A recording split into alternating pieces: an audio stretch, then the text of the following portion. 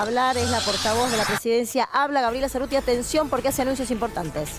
Por el Parlamento y por lo tanto esto se está enmendando hoy con este decreto de necesidad y urgencia que fija la nueva distribución de ingresos y egresos del presupuesto nacional. El decreto de necesidad y urgencia mantiene las pautas anuales que veníamos trabajando y sostiene el crecimiento en el mantenimiento de la situación social, los beneficios sociales, el gasto social, también el gasto en capital y todas aquellas inversiones que tienen que hacerse para que sigamos en la senda de crecimiento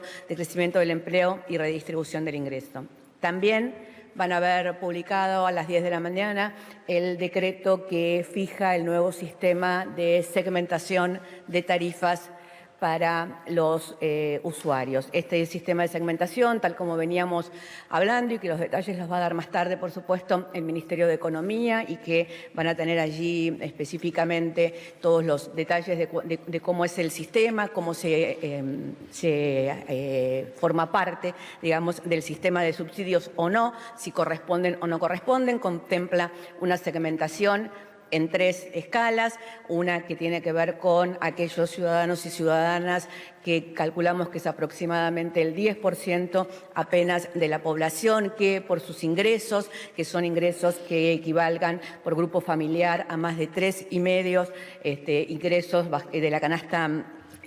básica fijada por el INDEC, o que posean 3 automóviles o 3 propiedades o un yate, un avión, bueno, este tipo de ingresos, que estamos hablando de un sector muy pequeño de la población. Pensamos de nuevo, digo, alrededor del 10%, que son quienes van a tener que pagar la tarifa plena y no van a recibir ningún subsidio de parte del Estado. Y los otros 2 segmentos, uno que es aquel que en este momento recibe la tarifa social y que tiene que ver con aquellas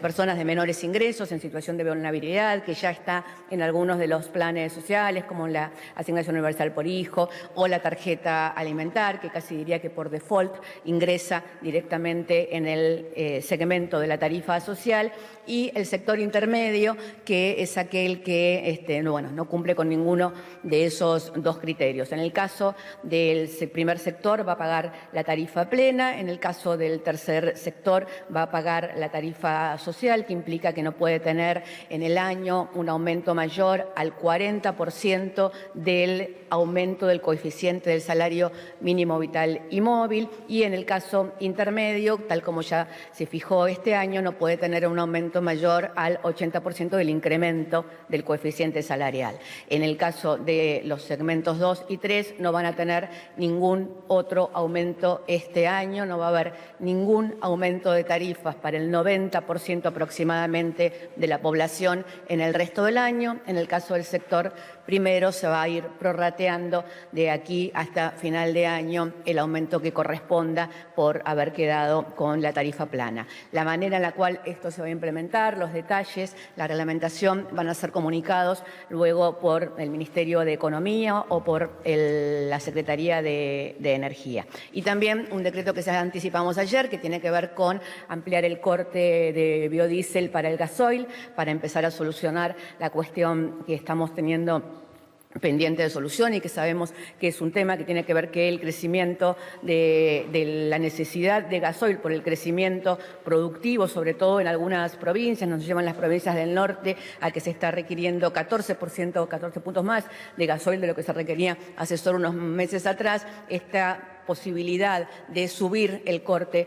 permitido por la ley de biocombustibles para que se pueda acceder más las pequeñas y medianas empresas, pero también todas en general. Y por último, un decreto que anuncia un régimen de incentivos al abastecimiento interno de combustibles con una cantidad de medidas para que el sector pueda estar a la altura de lo que en este momento, en un momento de mucha tensión mundial, ustedes saben, en la economía mundial, a raíz de la guerra en Ucrania, de la invasión rusa a Ucrania, y una guerra que el día de hoy continúa y que, tal como acaba de decir el Papa Francisco, el presidente Alberto Fernández acaba de escuchar de boca de todos los líderes europeos y también recientemente en la Cumbre de las Américas, es una guerra que ya muchos consideran como el Papa, una tercera guerra mundial o que estamos a las puertas de, y que esto está llevando a escala global una crisis económica que se empieza a ver reflejada en los números tanto de la inflación como del desempleo en muchos países del mundo. Argentina, en el medio de ese contexto, está sosteniendo una senda de crecimiento de empleo,